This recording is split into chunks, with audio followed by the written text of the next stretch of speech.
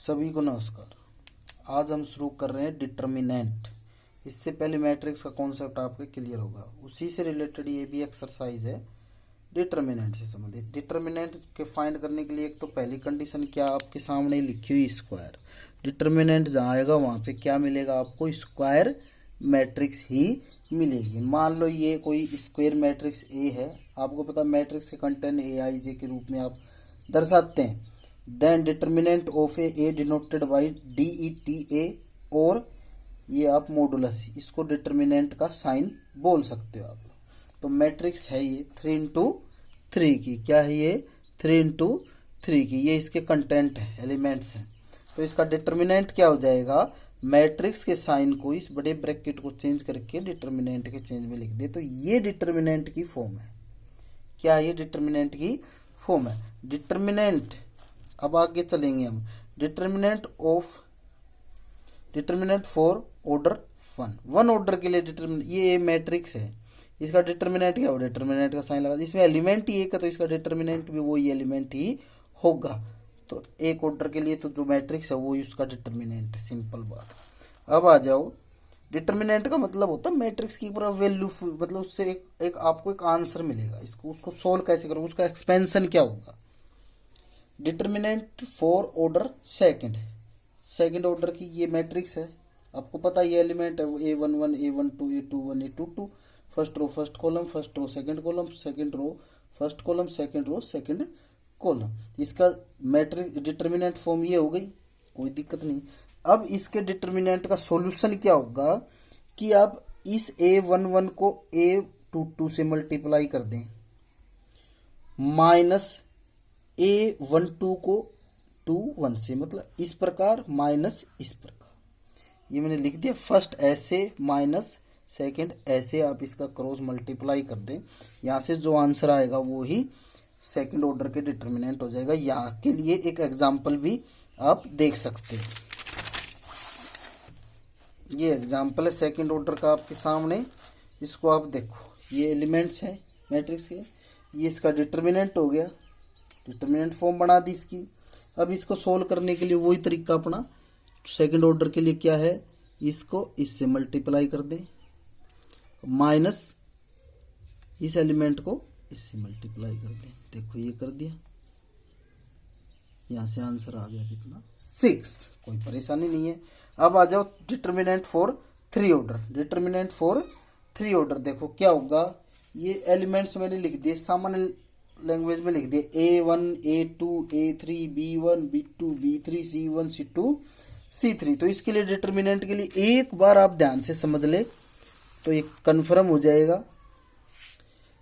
A1 ले लिया first element, तो इसको A1 को ले लिया, तो A1 को और इसको आप छुपा लें, बच गए वो एलिमेंट डिटर्मिनेंट की फॉर्म में लिख दो, ये चारों बच गए, ये लिख दिए। फिर आएगा साइन माइनस का, ये दिमाग में रखना, और क्या आ जाएगा A2, तो A2 के लिए ये रो को कंप्लीट और ये कॉलम कंप्लीट, बच गए वो एलिमेंट डिटर्मिनेंट में लिख दो, B1 C1 B3 C3 यहाँ आ गए। लास्ट में फिर प्लस A3 यहाँ लिख दें, और A3 के लिए इसको और इसको छुपाते हैं, तो ये 4 एलिमेंट ये बचते हैं, इसको डिटर्मिनेंट की फॉर्म में लिख दें आप। अब डिटर्मिनेंट आपको ओपन करना आता ही है, B2 को C3 से माइनस B3 को C2 से, ये माइनस A2 है, इसको हल करेंगे तो B1 इंटू C3 और B3 इंटू C1, एंड ये plus A3, then solve B1 C2 minus B2 C1, और आप ये ऑर्डर 3 का डिटर्मिनेंट भी सोल्व कर सकते हैं। एक एग्जांपल देख लो, ये मैट्रिक्स आपके सामने बनी हुई है, expand along with first row मतलब ये जो अभी बताया, आप इसको इससे भी किसी से भी ओपन कर सकते हो। उसके लिए समझें, इसको एक्सपेंड कर रहे हैं, देखो डिटर्मिनेंट का साइन ये डेल्टा भी आप इसको शो कर सकते हैं। 2 एलिमेंट इसको छुपा दिया, ये 4 एलिमेंट बच गए, ये डिटर्मिनेंट में लिख दिया। फिर माइनस का साइन फॉर्मूले का है, फिर -4 है तो -4 लिख दिया, फिर इसको छुपा लिया, ये 4 एलिमेंट बच गए। B3 ये 3 है, इसको छुपा लिया, और ये 4 एलिमेंट बच गए, ये यहाँ लिख दिए। अब ये 2 हो गया डिटर्मिनेंट, आपको 2 इंटू 2 ऑर्डर का खोलना ओपन आप कर सकते हैं। 1 को 1 से, -6 को 2 से, फिर ये माइनस माइनस प्लस हो गया। 3 को 1 से, 7 को -7 को 2 से, प्लस 3 को 6 से, -7 को 1 से, और इसको ओपन करने पर -33 आपका क्या आ गया आंसर। तो आप 3 ऑर्डर का डिटर्मिनेंट, 2 ऑर्डर का डिटर्मिनेंट, आज आपको इस चीज़ की बहुत प्रैक्टिस करनी है। पर्सन आपके बुक से लेने हैं और उनको सोल्व करके देखना है। अब आ जाओ, एक कॉन्सेप्ट और है, ये आज आपको इनको ही पढ़ना है अच्छे से। Minor and cofactor. माइनर क्या होते हैं और कोफैक्टर क्या होते हैं, इसको देखो। जो भी आपने पढ़ चुके हो ना, है इसमें से ही, बस उसको ध्यान से समझना है। जैसे आपने पहले क्या किया था, फर्स्ट रो को और इसको छुपा लिया था, A11 को, A11 के अलोंग रो और कॉलम को। तो ये 4 एलिमेंट को डिटर्मिनेंट की फॉर्म में जो लिखा था, यही M11 है, मतलब M11 माइनर है। 1 2 के लिए क्या है, इसको आपने छुपा लिया तो ये 4 एलिमेंट बच गए, इसका डिटर्मिनेंट क्या है, ये माइनर 1 2 है। ऐसे ही 1 3 आ जाएगा। अब 2 1 माइनर के लिए क्या आ जाएगा, 2 1 एलिमेंट को आपने ये छुपा लिया, ये छुपा लिया, 4 एलिमेंट जो बच गई, ये 2 1 माइनर हो गया। ऐसे ही 2 2 के लिए ये रहा, इसको और इसको छुपा लिया तो ये 4 बच गए, 1 2 3 4, इसके लिए जो माइनर हो गया ये हो गया। इसी प्रकार 3, इसी प्रकार से सारे 9 आपके 3 इंटू 3 ऑर्डर में इसी प्रकार से 9 माइनर्स होंगे। आपको खुद फाइंड करने हैं, एग्जाम्पल लेने हैं, बुक से देखना है। इसके बाद में आ जाओ, कोफैक्टर का कॉन्सेप्ट है। माइनर के बाद में क्या आ जाए, कोफैक्टर का कॉन्सेप्ट है। इसमें क्या है, देखो, है वही चीज, माइनर से ही कोफैक्टर निकलेगा। माइनर आ रहा है तो कोफैक्टर भी आ रहा है। एक मैट्रिक्स है AIJ, इसका डिटर्मिनेंट फॉर्म, डिटर्मिनेंट में आप इसको इस साइन से दर्शा देंगे, हो गया। Cofactor of AIJ is denoted by capital AIJ, ध्यान रखना है।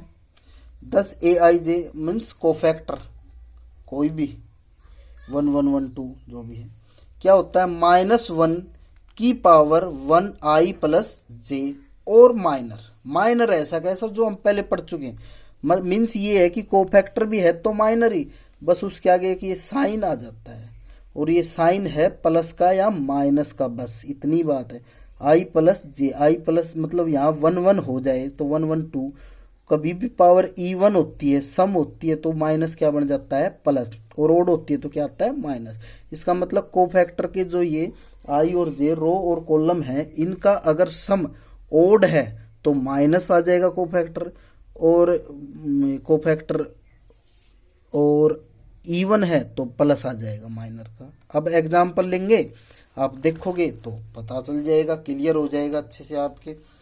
ये मैट्रिक्स है A, दिखाई दे रहा होगा, इसका ये डिटर्मिनेंट साइन है, ये इसके माइनर आपको निकालने आते हैं। M11 क्या होगा, इसको छुपा लिया, ये 4 एलिमेंट, इसको छुपा लिया, ये 4 एलिमेंट हो गए, ये हो गए, एज ऑन आगे आप कर लेंगे।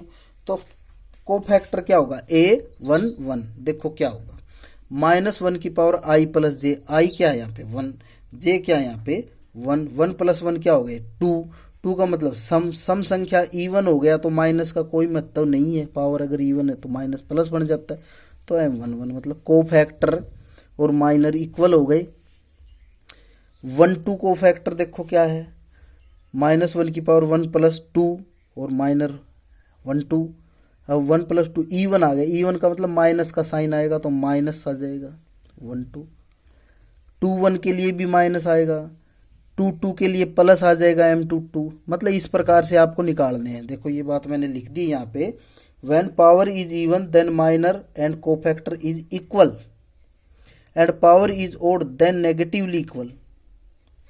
होते तो इक्वल ही है, एक बार अगर उसका सम रो और कॉलम का जो सम है वो क्या हो, ओड हो तो नेगेटिव आएगा माइनर का, और इवन है तो माइनर का माइनर सेम टू सेम होगा कोफैक्टर। एक लास्ट कॉन्सेप्ट जो और पढ़ना है हमें, singular and non singular matrix. Singular किसको कहेंगे, जिसका डिटर्मिनेंट आप सोल्व करें और कितना आ जाए 0, उसको कहेंगे हम सिंगुलर, और कोई नॉन सिंगुलर उसको कहेंगे जिसमें डिटर्मिनेंट क्या आ जाए, जीरो नहीं आए, उसको क्या कहेंगे, नॉन सिंगुलर। आज आपको डिटर्मिनेंट सोल्व करना सीखना है अच्छे से, माइनर और कोफैक्टर सीखना है। बुक के एग्जाम्पल पर्सन आप कर सकते हैं, बाकी कल पढ़ेंगे। धन्यवाद।